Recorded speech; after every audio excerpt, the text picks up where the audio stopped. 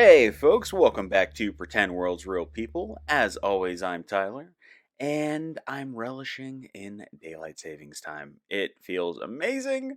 I got an extra hour of editing done. I took the dog for a walk in shorts. I was wearing shorts, not the dog, just to clear it up.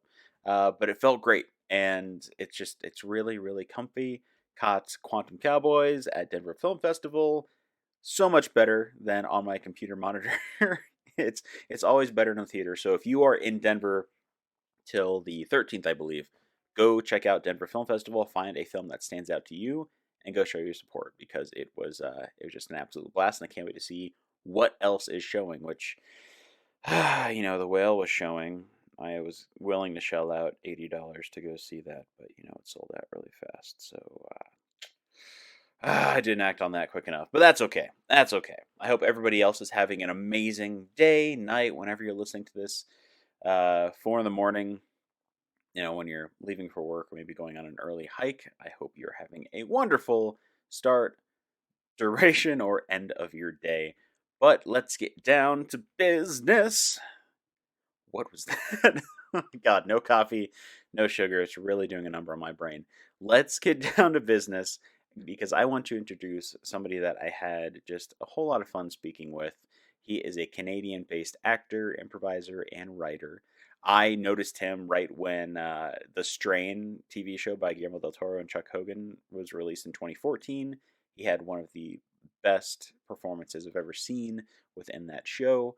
Very monstrous, very terrifying, and he's consistently built his career since then, just at this crazy pace in these wonderful projects. You can catch him now, actually, in Riverdale and Upload Season 2, but he has a lot more coming up that I can't talk about. So let's get right into it, because I'd love for you to meet Mr. Nikolai Witschl. Let's sit down, let's have a chat with this wonderful, wonderful performer.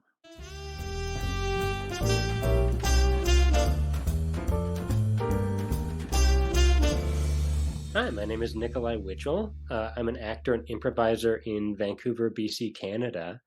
And I've had a lot of success in the film and TV industry up here after doing a lot of theater in Edmonton, where I'm from originally. Oh, okay. So you did start theater first. Yeah, yeah. Oh, that's awesome. And was that something I've never really done theater personally? So was it something you went in for the, like comedic pieces, or were you more of a dramatic performer beforehand? Like how did those balance out? Yeah, I mean, get you an actor who can do both, right? Yeah. But but yeah, I do tend to veer towards comedy. I did a lot of improv starting in junior high with some of my early drama classes, and then with Rapid Fire Theater in Edmonton for 7 seasons before moving up to Vancouver and working with Instant Theater and Sin Peaks, which is a weekly improvised soap opera. Oh wow. A weekly improvised soap opera. Now I have to ask you to elaborate more on that. That sounds Sure, awesome. yeah. It's based on Dynasty in Edmonton. Um, Oh, but okay. but essentially, in most improv shows, you'll go to the audience for suggestions. Spatula, great. We'll use spatula for a scene. But with the long form improv soap operas, it's my favorite and I think the easiest Mm. form of doing improv because you're playing one character who you get to come up with beforehand in an environment, and then a director puts you and other people in that environment in scenes together. And the longer it goes, the more you have to look back on and pull from because you're playing this one character like on and on and on, episode by episode by episode. In Edmonton, in fact, Dynasty does the improvised sopathon, which is up to 53 hours of improv straight. What? Yes. Oh I've my done God. I've done a little bit. I've done like 8-hour stints, which is still a lot, but there are Yeah. people who do the whole thing. Oh my God. I couldn't fathom, are there, I would hope there's like breaks or something involved with that, but I couldn't imagine. Yes. Yeah. Every 2 hours there's a 15-minute break to go back into the back and, you know, have something to drink and splash water on your face and be like, I'm human. Right. I can keep doing this. Yeah. That's insane. Well, as somebody who initially wanted to become a stand-up comic and loved improv and approaching the performing arts from that stance. Is there something that really drove you to, dive into the improv, part of the industry? Was it just a I mean, were you a comedy fan? Was it something that you just had fun with as an actor to just kind of keep building off of? What was the origin of inception of that? At this point, as an actor, my improv training and my acting training is so interwoven Mm. that it's really hard to pull it apart and see what comes from where. But I think they do also both come from the same place in first discovering theater and improvisation in a drama class in junior high. Um, having done some Christmas pageants in elementary school, sure, but to be able to get into a drama class and learn about improv and learn about theater. I was a very shy kid, and then theater came in and gave me some social systems of like, okay, you're the audience, I'm the actor, you stay down there and watch me. I'm going to come up here and say things and make believe, and you're going to like just sit there and appreciate that. And all of the dialogue interactions that we have between each other is all scripted. I know my lines, and then you say your lines. And in learning as a child how to socially work with things, theater is actually really good in that regard. Um,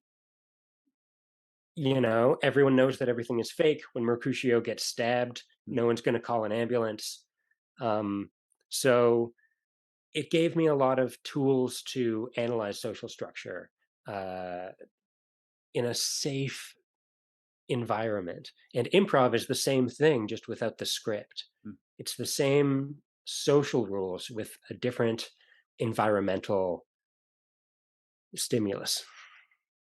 I never thought of it that way, but that makes complete sense, especially from such a young age to break that sort of atmosphere down and then correlate that with, day to day life. That's just I don't know, it's really cool seeing that, especially not being someone who's done this from a younger age as well, to look at it from that sort of kaleidoscope vision. And was this something that you wanted to do, like, you saw it as a career as a child? How did that sort of build into, "You know what? I'm gonna do this full time. I'm gonna jump into it. This is gonna be my job." Or did you have, a backup career that you wanted to look at as an adult as you grew older?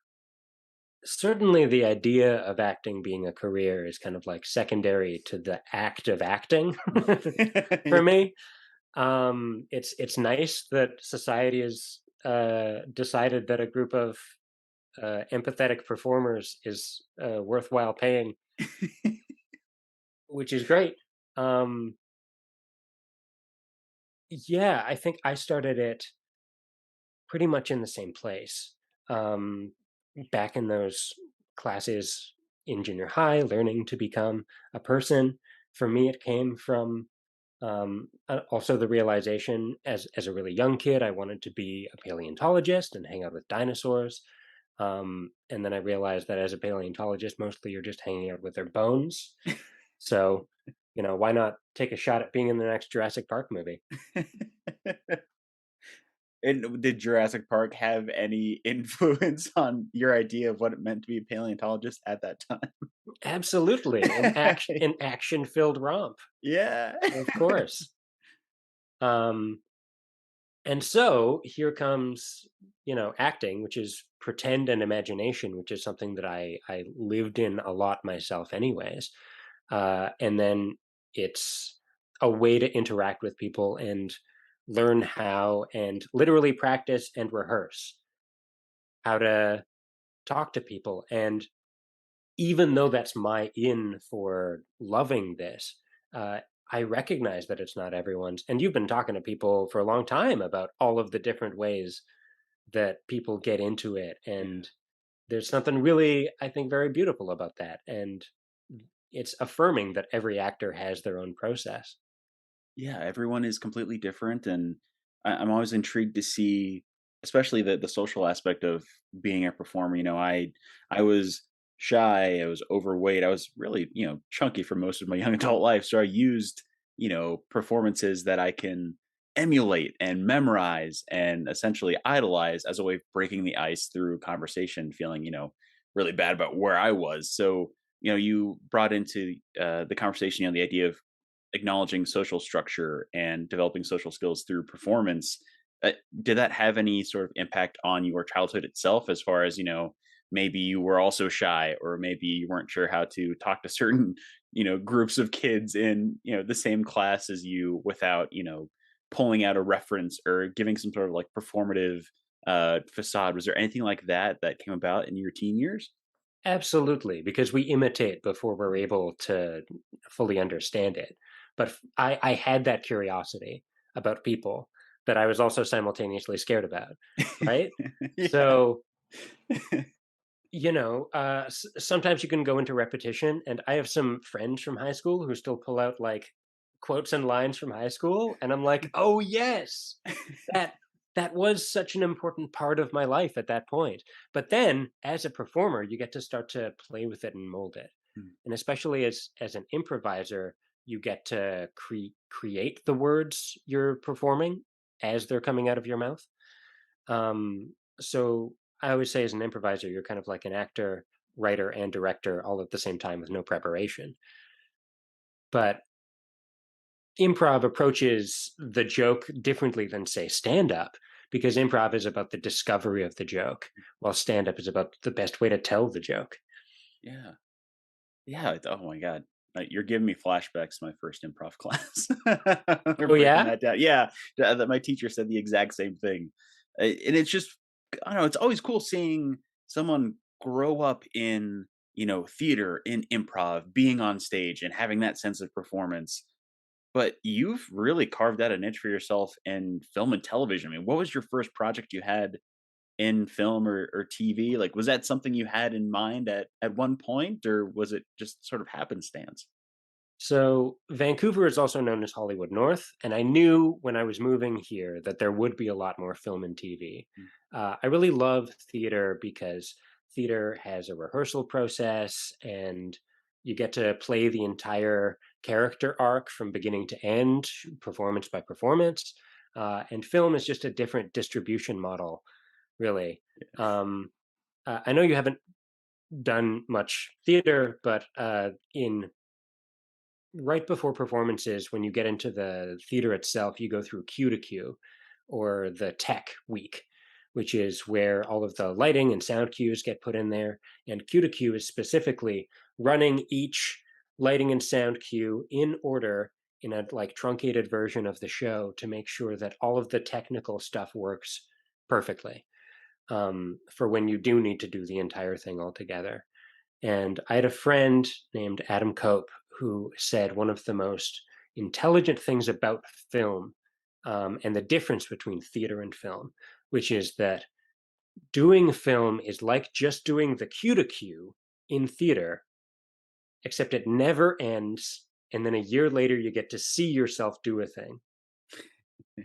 It's so much less about the rehearsal and the performance, uh, of it, like really leading up to it. And in film, you get multiple takes at at each scene. You get different runs at it that can give different things, and then it all gets put together in the editing room. And just because film has a different distribution model than theater, um, they've really shortened that rehearsal process as much as they possibly can. But there's still something really interesting in that. And it means that as an actor, you need to come into the character with all of your homework done, basically.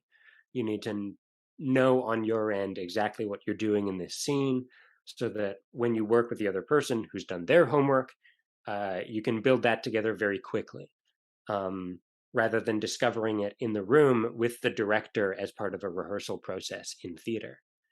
Yeah. Uh, and there's something that's very cool about that, and that's very affirming based on the amount of improv training that I have because of how fast you need to make those decisions.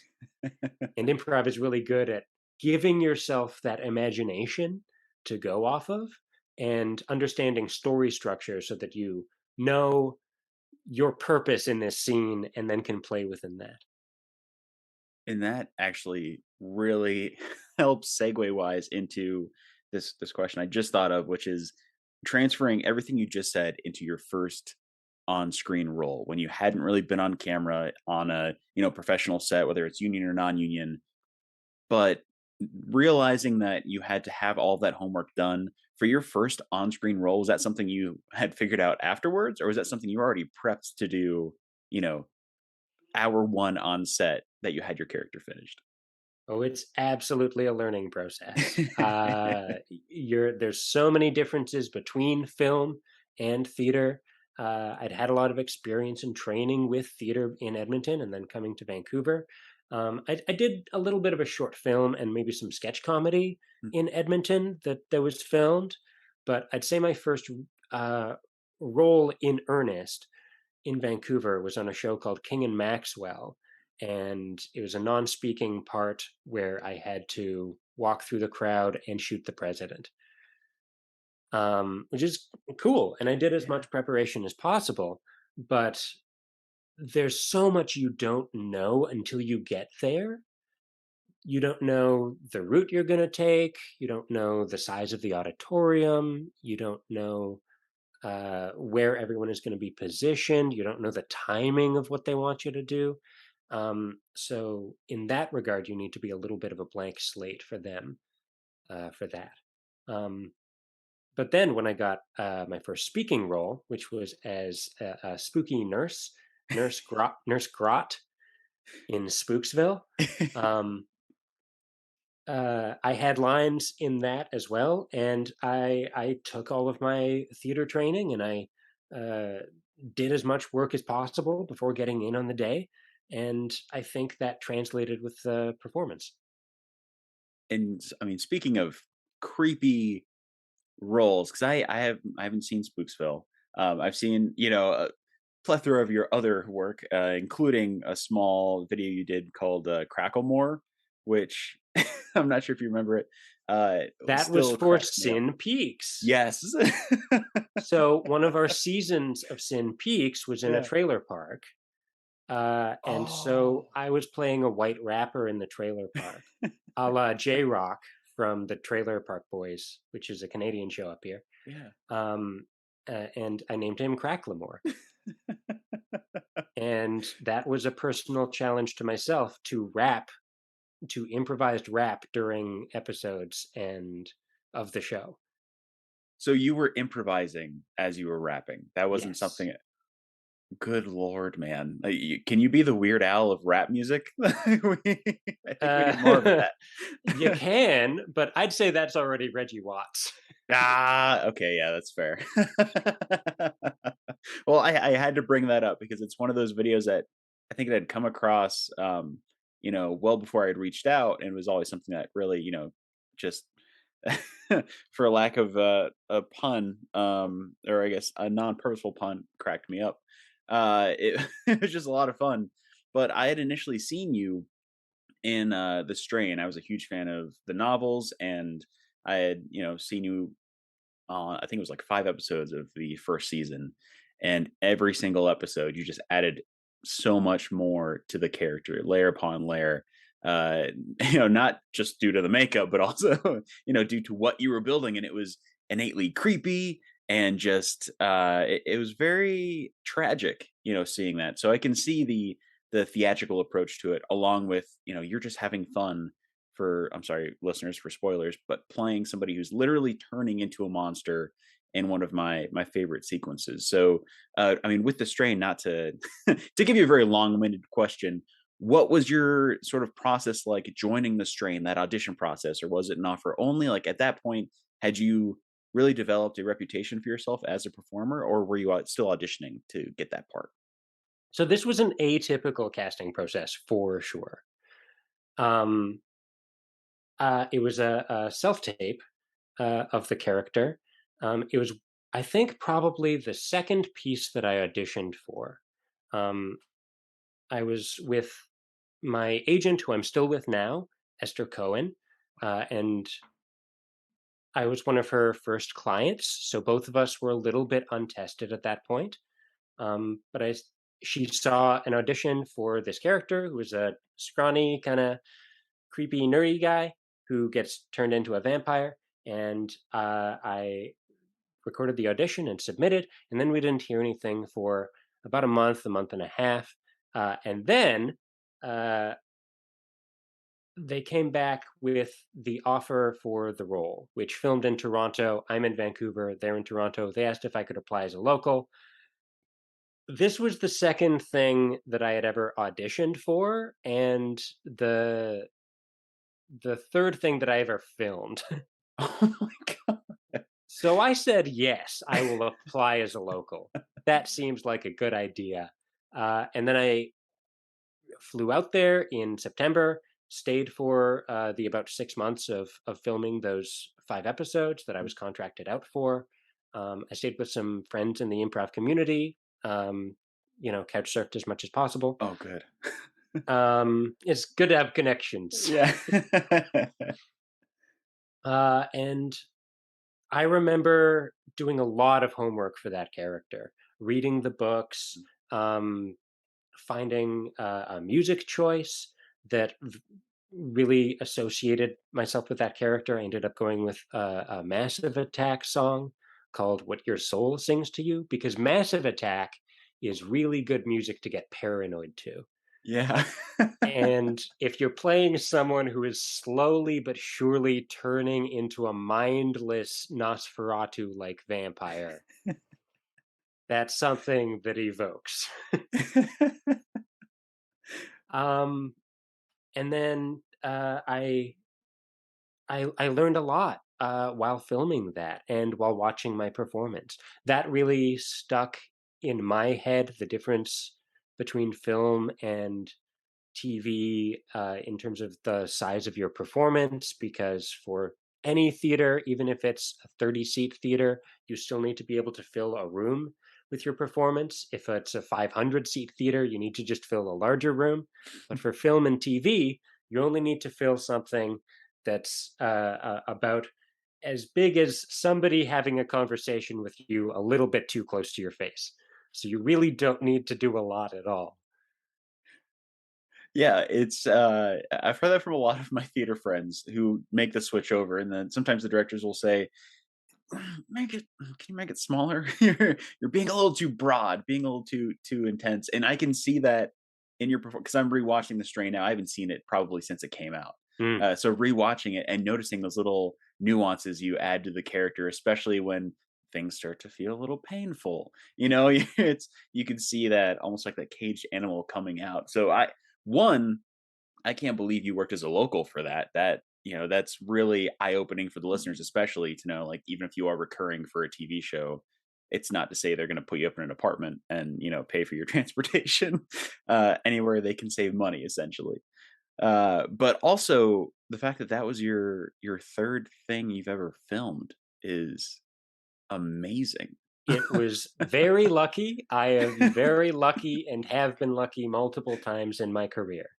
Uh, One of the best ways that I've heard to talk about acting, I love telling my own stories, but sometimes someone else has one that's better. Uh, Neil Patrick Harris told a story in an interview that I was listening to once about how when he was playing Doogie Howser, kind of like right at the beginning, one of the other actors on set took him and his mom out for supper and to just talk about the business, especially as like a child actor. You want to be able to take care of those people. Um, and he said a metaphor that really stuck with me, which is that the acting industry is like surfing, because you'll catch a wave and you'll ride it as long as you can, but eventually that wave will crash.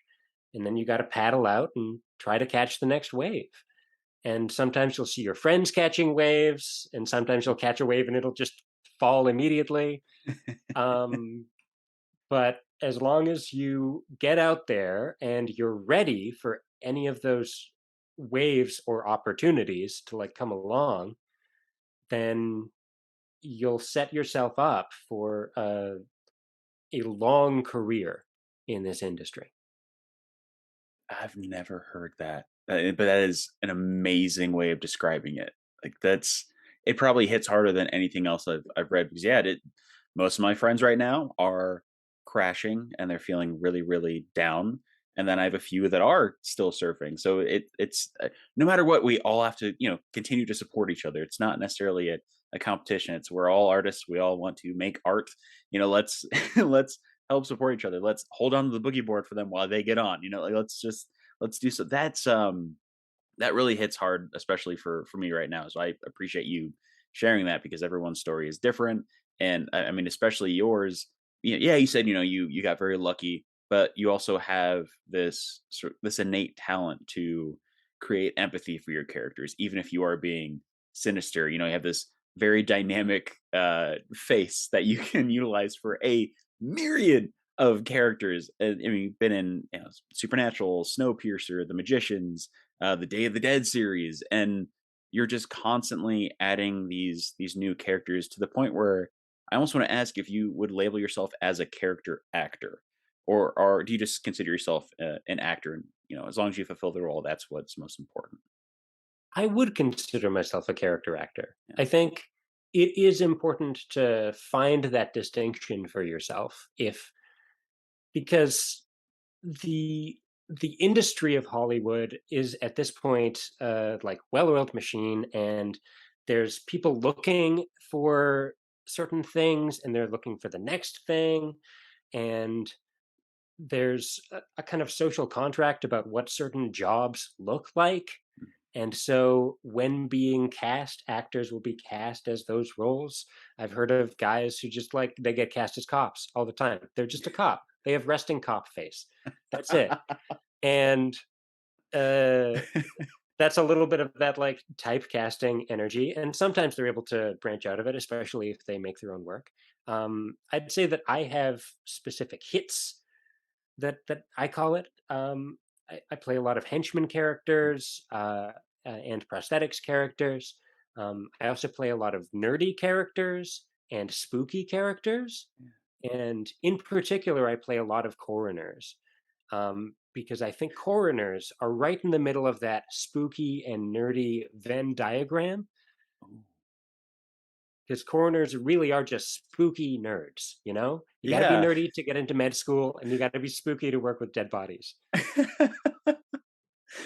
That makes complete. I'm not sure if you have seen the. This is a horrible tangent, but there's a TV show called The League, and one of the rising stars in Denis Villeneuve's and James Gunn's cinematic universe, Dave Dismalchian. I think I'm saying it right. He was a coroner in The League who was this kind of like nerdy and spooky character, and boom, look what's happened. Same thing with you. It's just that your role in Upload alone, like there's all these different facets to it. So yeah, that's I don't know. That's just funny to think about because now whenever I meet a coroner, you know, so what else are you into? What's going on? But um, this is a weird, way of pivoting this episode, but this is an episode really surrounding, like the horror genre, October, spooky season, and it's my favorite time of the year. We've had a bunch of amazing guests, including yourself, on the show. And the new question I've added in is if you're a fan of the horror genre. A lot of people I've talked to aren't necessarily fans of scary films or horror films in general. So are you a fan of horror movies? If you say no, I won't be offended, I promise. Yes, of course. I'd say that I'm more a fan of like the Twilight Zone psychological thriller. Ooh. Like the Twilight Zone is definitely horror, so I would say yes. But more than the gory stuff or the slasher films, I like the psychological twisting stuff. Um, I was part of an improvised Twilight Zone show for a number of years as well. So, and that was very interesting to be able to wrap your head around the kinds of twists that they make in those shows that have their own unique perspective on showcasing humanity. Um, I guess personally, in the career that I build for myself, I'm more of a comedian, more of a comedy actor. But I also think that comedy and horror are kind of two sides of the same coin. They're both surprises. They're both shifts in expectation. And the main difference is how much you empathize with the person that that shift in expectation is happening to, and whether or not that thing is good or bad. Yeah. Um, I often say my like go-to example for this is a guy falling down a manhole cover, because that could be either comedy or horror. It's horror if you get to see it, like you his jaw smacks the pavement, which Oof. pitches his head back and cracks against the bars, and he tumbles forward, splashing into the dark, gruesome sewer water where he lays still. That's horror. That's horror right there. Um, but it's automatically funny if instead of that, before he falls down the sewer, he's just like, "Ha ha, money." It, same situation, but it becomes comedy at that point. Um, so it's about that lens, and I think the tipping point is empathy. It's how much you empathize with the person and whether or not the thing that's happening to them, the surprise, is a good thing or a bad thing. Because we hate having bad things happen to good people. Yes. That Yeah. that makes it horrific for us. Um, it's against how we think the world should be. But if something horrible happens to a villain, we can align with it a little bit better. And if something, you know, good happens to someone good, that aligns with our values as well. Yeah. Now, I'm not going to be able to scrub that image of somebody just having the most gruesome injuries falling down a manhole cover This is or a a manhole. horror podcast, isn't it? Yeah, Oh, I played 5 different coroners throughout the course of my film career. I could make a demo reel of just coroners if I wanted to do that. holy 5 corners? Like coroners and undertakers and spooky Yeah. medical professionals, yes. Now, with that being said, within the horror genre, what other type of role would you love to fulfill that's not a coroner or an undertaker? Oh, probably like a big prosthetics monster. Oh, That would that'd be fun. like I've been zombies before in both Day of the Dead and iZombie, Yeah. although it's a little bit of a different vibe. But yeah, something like the alien from Aliens, and an iconic movie monster would, I think, be very cool. Because prosthetics is wild. I have a lot of respect for uh, the prosthetics makeup artists and how they develop their stuff and how they mold it onto. It's so cool. Have you ever done prosthetics? Very minimally, like Okay. non-union independent alien feature where, you're getting burned or bitten or something, but, the Mm. same thing, I would love to play. I've done motion capture, which is great, but I would love to be placed within, like 3 inches of thick foam and latex, and having to instill a performance through that. I mean, you don't have to name names, but have you auditioned for anything like that, or is it something your agent, is keeping you in mind for? Well, I've played probably the most prosthetics that I've ever gotten into was for Supergirl. I'm actually wearing the shirt right now Are you? for our listening audience who can see with their ears what I'm wearing. This is a t-shirt of Kevin Smith holding Supergirl in Oh my god, that's awesome. the iconic Crisis on Infinite Earths. And on the back, it says, I went to space with Kevin Smith and Supergirl season 2, episode 9. Oh, that's awesome. Oh. And in that episode, I played an alien named Jogan Raff, who was like full Star Trek alien prosthetics makeup in the bottom of a rainy quarry in Vancouver. It was wild. Oh, man, I see. I've never seen Supergirl. I need to check that out. Mm, yeah, it was very cool. I'm I when I got the character, one of the lessons that I've learned as a Vancouver actor, um, very happy to be playing named characters like Dr. Curdle Jr. and stuff. But in that middle bit where you're still getting known by casting directors and making a name for Mm. yourself, I noticed that I was auditioning and getting a lot of parts that were less like named characters and more description jobs, like a sassy barista Yeah. or whatever. Um, because back to back, I got cast as a squirrely zombie in iZombie and an ominous fairy in The Magicians. And I actually found that really helpful Yeah. to get that description and job, because and then I could just like break the role down and be like, oh, what's a zombie? Zombies are mindless, they eat things. In the lore of iZombie, they actually can talk and communicate and be in society. But I know hunger is still like the important part of zombie. Um, and what do I know about Squirrely?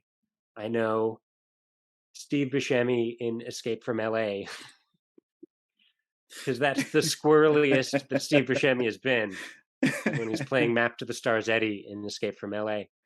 And you take those two things and you put them together and enmesh that in your performance. And I Yeah. did something pretty similar for Supergirl, because this character was kind of like a good guy alien, kind of like an animal sidekick kind of thing. Oh, Um, okay.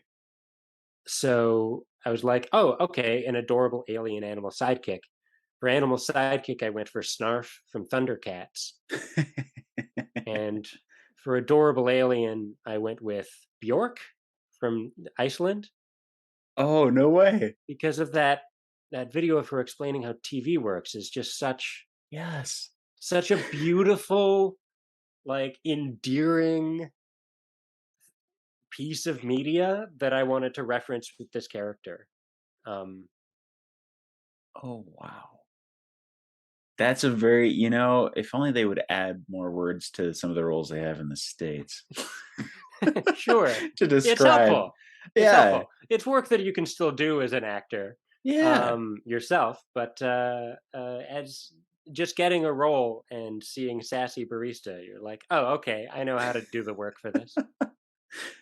That I don't think we have a whole lot, at least from what I've seen, we don't have a whole lot of that here. I mean, it's mainly just if you're an employee, you're an employee, and then, whatever you bring, maybe they'll like it, maybe they won't. But yeah, having something like Sassy Barista come through has to be, it has to boost you up a few notches in your research for the character you want to portray or that you think they're looking for.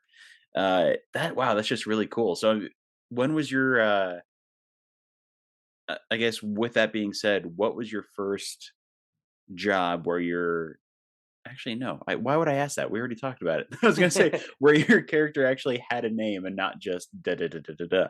But we're gonna ask that because I've had too much coffee today, and this episode is gonna go off the rails. Um, let's move into then with the horror genre and all of your roles that you fulfilled.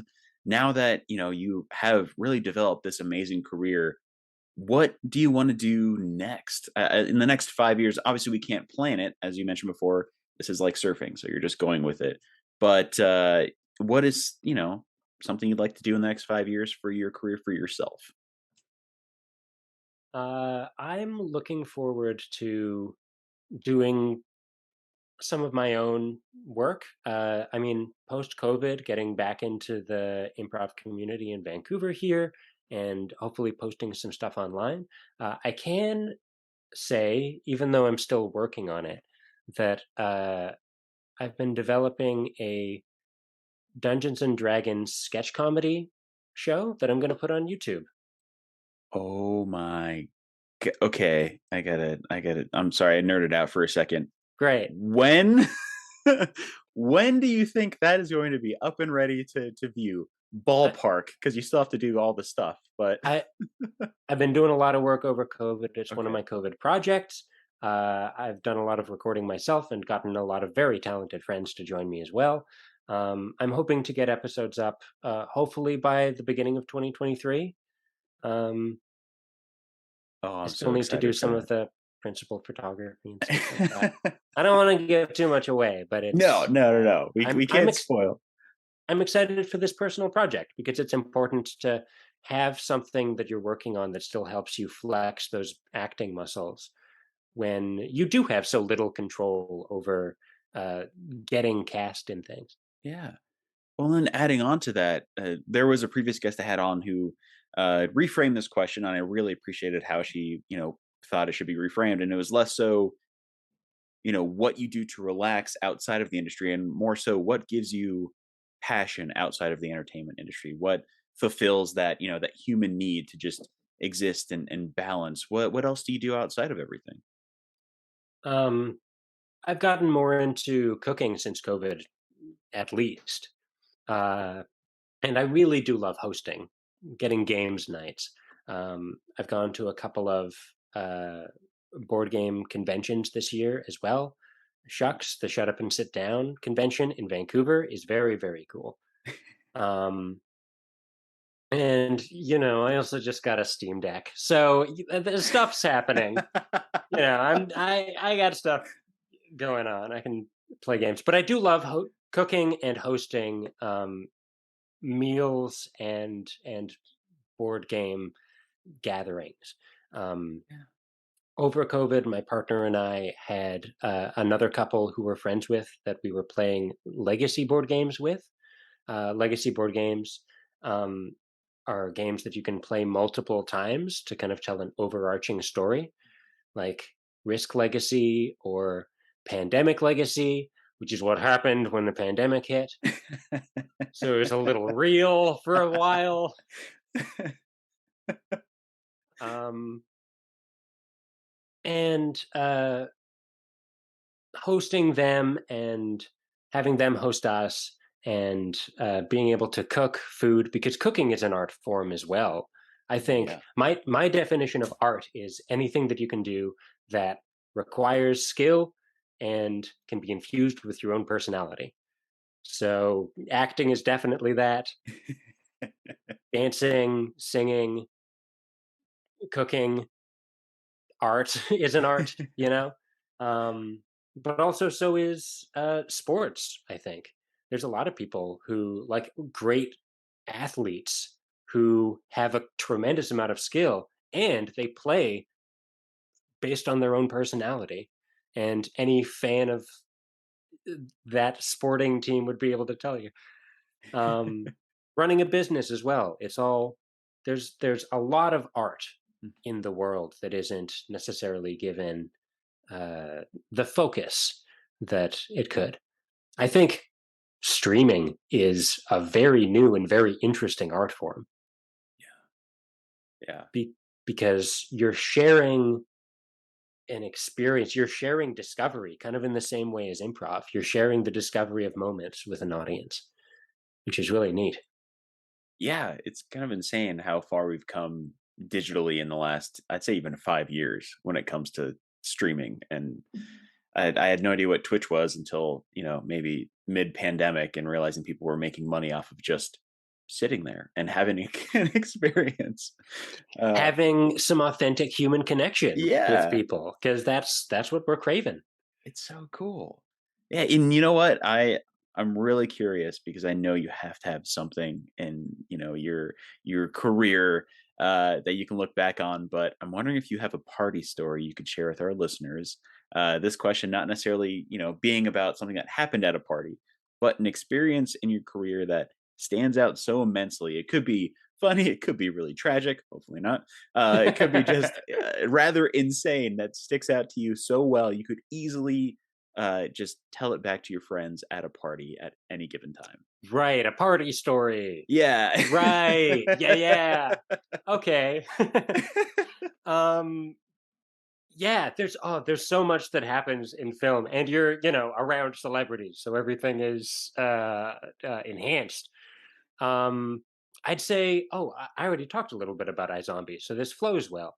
Cool. So in iZombie, and when I'm playing the squirrely zombie, um, I get on set and I go through hair and makeup and I get my costume on and everything's totally fine. Everyone's super nice. Um, and everything's going smoothly. And then I get to set as this squirrely zombie to talk with the director and kind of go through our first rehearsal of how the scene's going to go.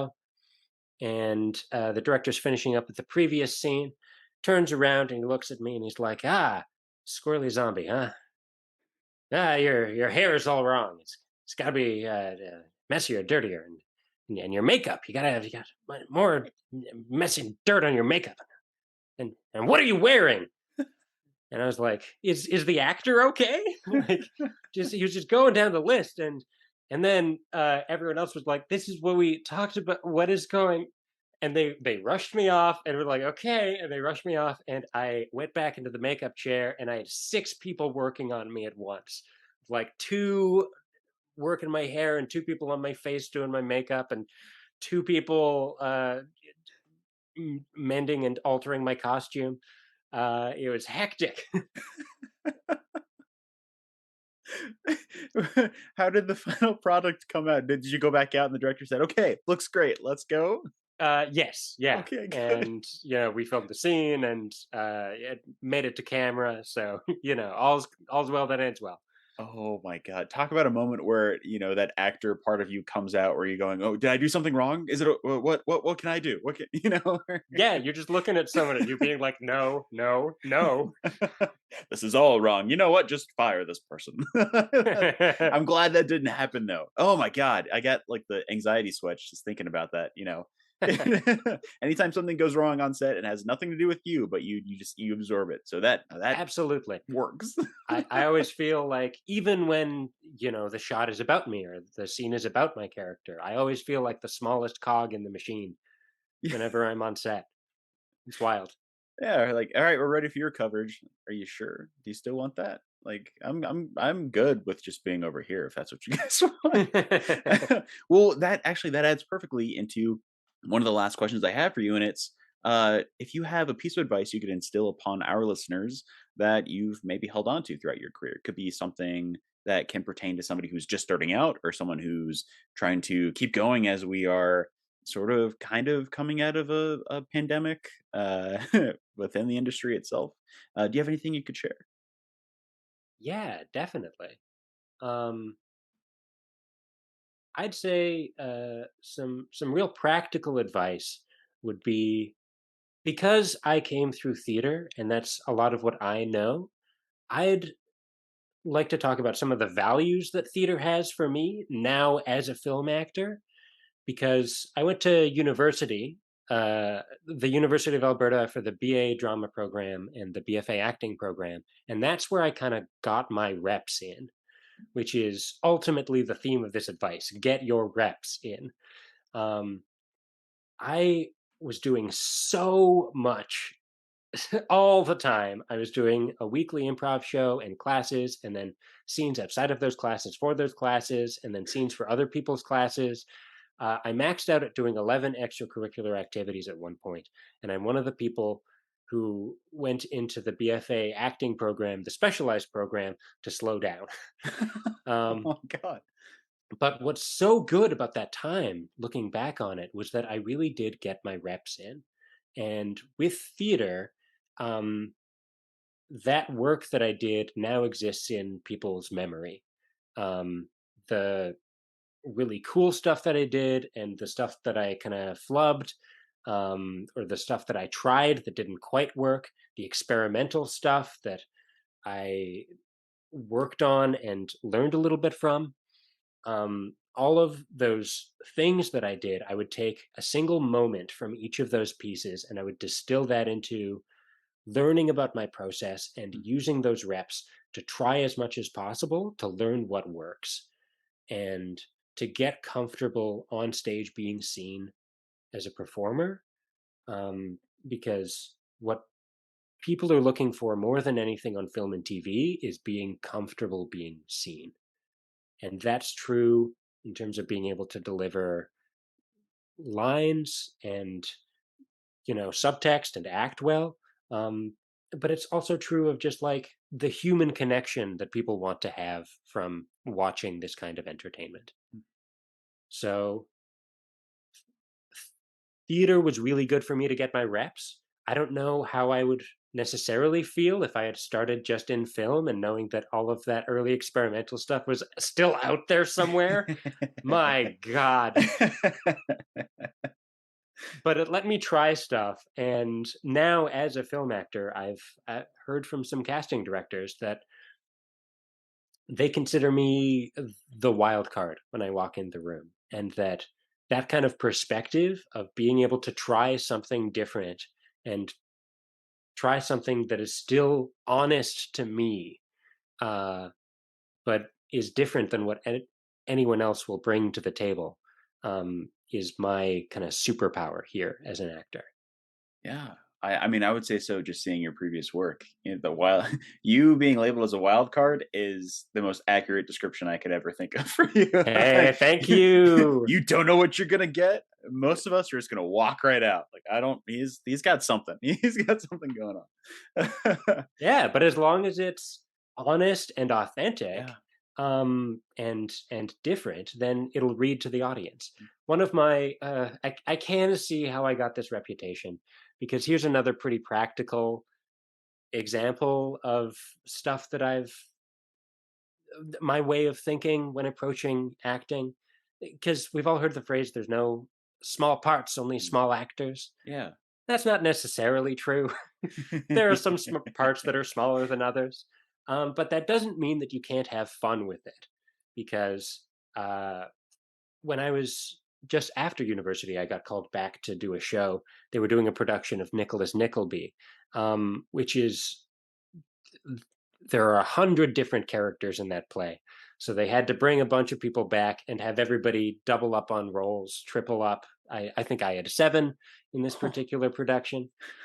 And, they're not all going to be large and important. So one character I was playing was this innkeeper who I just decided to take largely as a reference from um, Terry Gilliam's jailer in The Life of Brian, Mm. because every actor has a different circle of reference, and this was one of mine.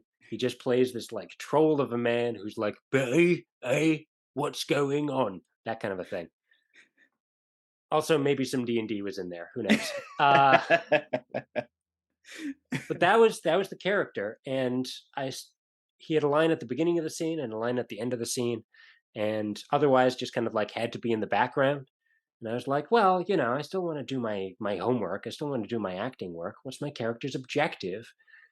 And I decided, since it didn't have any bearing on the trajectory of the scene, that my character's objective would be to search for gold. And so he spent the scene kind of like picking up glasses and pretending to wipe down tables and like knocking on pillars and stuff like that. And because that I thought would read to an audience as busy work, but it was also interesting enough that it would get me excited about playing this character every time I came to the scene, because I had built an entire narrative for myself as the given circumstances for this character. In that, in another part of the inn, there was another guy who was ringing up a really big tab, and my innkeeper was just like, "Hey, you pay." And then the guy was like, "Well, I could pay, or I could tell you why I'm here. For you see, I have been searching for a leprechaun who I believe has hidden his pot of gold in this."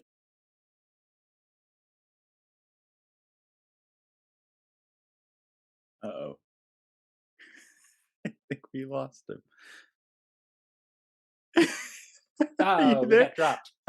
No, you're good. I was like, "Oh, no. Oh, no, it's getting crazy." Sorry, I'm marking that off. Okay, so that was the most inopportune cutout. That's okay. Do you mind if I start from like the start of this guy's speech? Yes, yes, yes, go to and then I can just stitch it right together. That sounds perfect. So he's like, "You pay now," and this guy's like, "Well, I could pay, or I could tell you why I'm here. For you see, I've been searching for a leprechaun who I believe has hidden his pot of gold in this very establishment. And I would have searched for it, but I've had so much fun with the food and the drink that I have plumb forgot. But I say that if you could find this pot of gold, that you could keep it all to yourself. But I must warn you, you must find it by the stroke of midnight, or it'll disappear. And then my dumb innkeeper was like, duh, okay. And he spent the scene looking for a pot of gold. And all that to really showcase what it means to like when people think of like your character should have a secret, right? People Yeah. think of the most normally the most like mundane things like, oh, I I have a pencil sticking into my shoe, or like just something crazy. That is perfect to add on to because I'm sure it brought so much to your character that people were registering, but they couldn't put a pin in it. They couldn't quite figure it out, to the umpth degree. But now it just makes me sad that I couldn't see this performance, to just and also see you, be 7 characters. Hey, it's the beauty of theater. Um, but that kind of work is something that I will bring into my film work all the time. Anytime that there's a character who has given circumstances that could be a little bit different, I won't necessarily play the scene like the barista handing you the coffee. It'll it's more interesting to me if it's about poisoning the king or what have you. Because even though the audience doesn't know that, they will pick up on something. And I believe that it's your responsibility as an actor to be interesting, to make interesting choices, because we have at this point these like magic computers in our pockets that can we can watch anything we want. It's not even connected to a wall. It comes in from space. You can watch a dog playing basketball for free just anywhere you want. So if you have the audacity as a performer to ask people to consume your work or buy your movie or watch your play, then you have a responsibility to them to be more interesting than a dog playing basketball because they get that for free. Can that be the title of your acting book you may or may not write? Be more interesting than a dog playing basketball? Hey, maybe. Why not? New York Times bestseller. Well, that goes along really well with. I like to promote things that my guests really care about on the show, and it doesn't have to be a project, so to speak. Although it could be something coming up. But if you also have an organization or a charity you really believe in that we could share as well, do you have anything I can promote with this episode? You know what? I'm going to go back to my theme here and say local theater. Uh, I took a trip to Portland recently, and we just happened to be there on one of the days of the Portland Clown Festival. And Oh my we gosh. came in and saw a really beautiful clown piece. Um, so, it's out there. And these performers that do the work of performing in theater, um, supporting that work and their process allows them to practice more and uh, develop their process and their career for whether or not they want to transition into the world of film and TV, or if they want to stay in theater and enjoy that process and really build the local art scene of where you are. No matter where you're listening to this, there's going to be something happening that you can help support. Oh, I really appreciate that. There's a lot of great local theater here in Colorado that needs some further attention, and Portland, I'm gonna have to keep my eye out for that. I've never seen a clown performance, so that might be something I have to visit, in the next year or so. But no, I really appreciate you sharing that because there are a lot of incredible theatrical performers who are just local and they do it just because they love it that need that support. So I really appreciate you sharing that, man. Absolutely. I would be remiss if I didn't talk about the clown and mask work that I learned in university that helped make me the performer that I am today. And that's something we're gonna have to unpack on another future episode, just the whole episode on clown and mask work. God, I Uh, could do it. I could do it though. well, I before we wrap up and we give our awkward goodbye, Nikolai, I want to say thank you for coming on to the show. This has been just a really fun, like we were saying before, it's a fun, informal chat. Just getting to know our guest and hearing more of your story. and I can't wait to see what you do next. I know you have some things coming up that we won't talk about for NDA purposes, but we will celebrate in promotional material when it comes out. So I just want to say really quick, thank you so much for your time and joining me amidst our tech issues because Zoom is just sometimes it likes to twist the knife a little bit. Uh, Just a little bit. but the last thing we're gonna do is what I like to call an awkward goodbye. So I'm going to give you a silent Wayne's World countdown, and when I point to you, if you could just give me your best verbal awkward goodbye, you think that'd be something you could improvise your way into? Absolutely. Go All for it. right, buddy. Okay, well here we go. In See,